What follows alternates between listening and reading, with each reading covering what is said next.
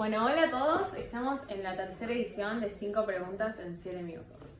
El tema de hoy es la victimización. ¡Uf! ¡Qué tema, Luchi! Bueno, vamos a arrancar. ¿Cómo definirías brevemente la victimización, o sea, el concepto? Bueno, a ver, la victimización es un mecanismo que mucha gente utiliza para explicar lo que le pasa, en donde siempre la culpa o la responsabilidad está puesta afuera.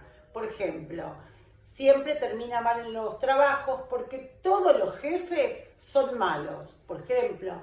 O en los vínculos no hay hombres porque todos los hombres siempre me hacen lo mismo. Podemos pensar con las mujeres también, ¿no? Lo mismo. ¿Cómo son las personas que se victimizan?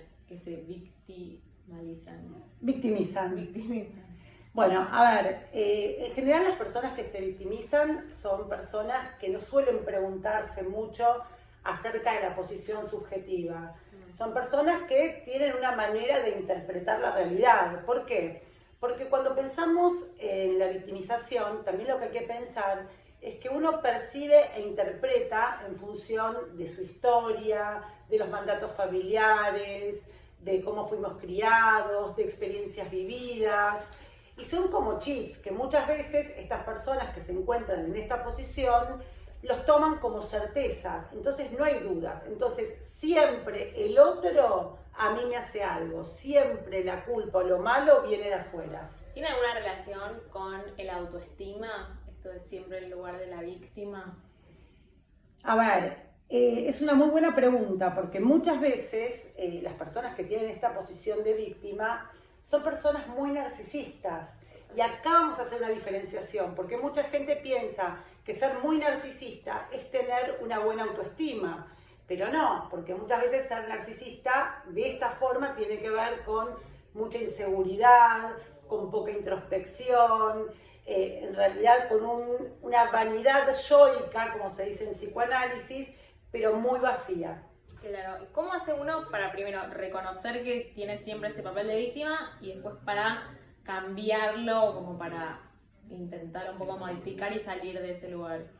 A ver, primero el punto clave es reconocer. En análisis siempre decimos que un buen punto para poder empezar a reconocer nuestra posición subjetiva tiene que ver con las repeticiones. Cuando siempre me pasa lo mismo, si siempre el otro tiene la culpa, si siempre me estafan, si siempre me tratan mal, bueno, ahí viene la pregunta para empezar a cambiarlo, que es ¿qué tengo que ver yo en lo que me pasa?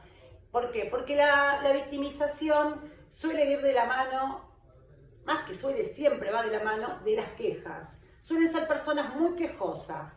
Ahora, cuando yo detengo esa queja que me inmoviliza y que siempre me deja en el mismo lugar, tal vez la puedo transformar en pregunta. Cuando la transformo en pregunta, seguramente puedo empezar a hacer algo para empezar a salir de ahí. Totalmente. ¿Y cómo influyen los vínculos con las otras personas? O sea, si yo siempre me pongo en ese papel de víctima, ¿cómo me está viendo el otro siempre en ese papel? ¿Siempre lo reconocen? O también está eso de, me da pena, siempre le pasa lo mismo, porque es difícil reconocer, tipo, no, pará, siempre se pone en el mismo lugar. Claro, es interesante porque muchas veces del otro lado no hay un registro que Claro. el otro está puesto en ese lugar. Y yo siempre digo que la victimización es una forma de manipulación. Entonces, el estar manipulado muchas veces obedece a ciertos mecanismos inconscientes en donde uno no se da cuenta y permanentemente está pendiente de la persona, a ver qué puede hacer, cómo la puede cuidar. Digamos, se empiezan muchas veces a armar cierto tipo de vínculos que son casi simbióticos. El que da todo el tiempo y el que pide todo el tiempo. El que está en una posición de menos, o one down, y el otro one up.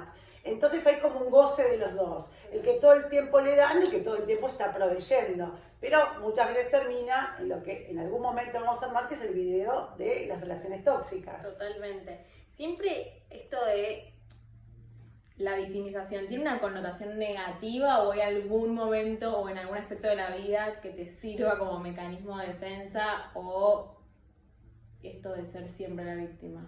A ver, a mí no me gusta hablar como de lugares negativos. ¿En qué sentido?